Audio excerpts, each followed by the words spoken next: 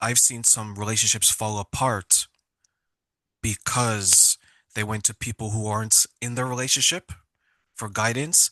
And you probably seen this online. They're like, girl, leave him. Boy, you know what? You go find another one.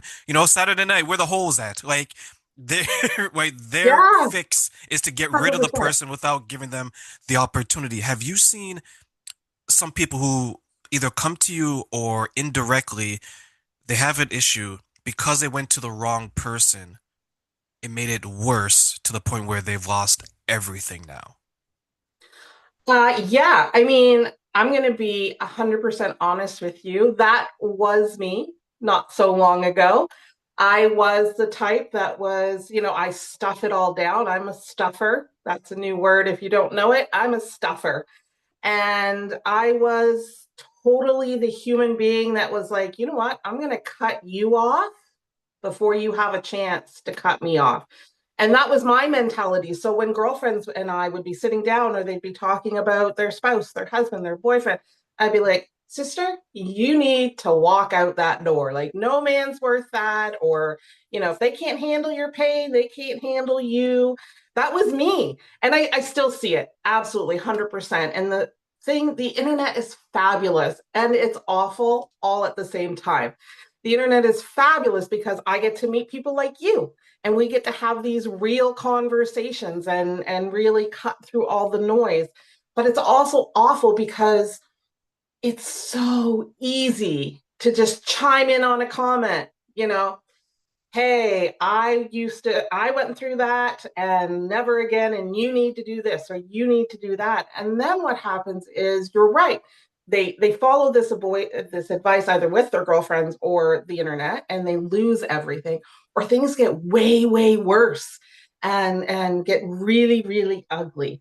And so I think people in general need to take the unfiltered comments that they get on a post with a huge grain of salt and really reach out to real life humans in the real world. Like, yes, I'm on socials.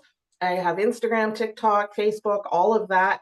And I do talk about all of these things. But if you were to want to work with me, we'd have to meet like this. We'd have to have conversations like this. I'm also a dog trainer. So part of that comes from that because people reach out to me all the time. Hey, my dog's doing this. What do I do?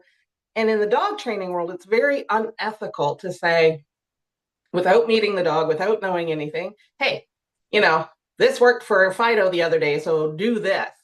And then the dog gets, injured or the human gets bit or something's awful. So that comes naturally to me to say, I'm not giving you advice right now. We need to have a deeper conversation about this. And then we can figure out if we're a good fit.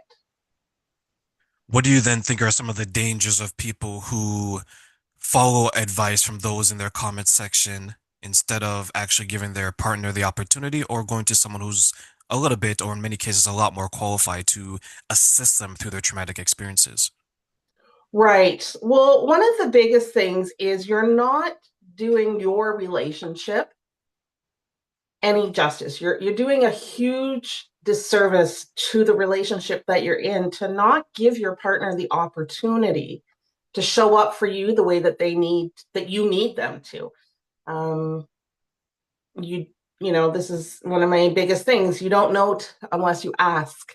And if you can't say to your partner, I have this thing that I need to talk about. Um, And if you don't do that, then that just builds a big wall, right? Then there's this wall, and nobody can get through. You can't get through it, and they can't get through it, and it just creates more and more distance, more and more walls. And yeah, some relationships can withstand that, most cannot. There's one person on the line. She was going through a traumatic experience. I believe, if I remember correctly, it was 2 years ago, Bev, and one of her friends passed away. I did not, I don't know how he did, but he passed away. And she was going through a traumatic experience. And what she did, she leaned into an online community, not an online community like one of those grief groups or things like Mm-hmm. that.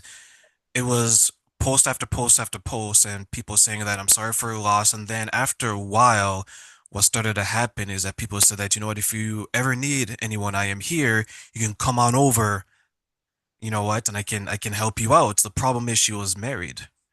Right. So she ended up in a number of sexual encounters with a number of people that were in her comment section. And as she looked back on that experience, she made a post, I think it was late last year before Christmas. And she was saying that, you know what, I made a lot of mistakes and I reflected a lot. And I didn't realize how the grief would impact me. And one thing that I remember thinking about is that people sometimes don't realize that grief can take you one way for a lot of people.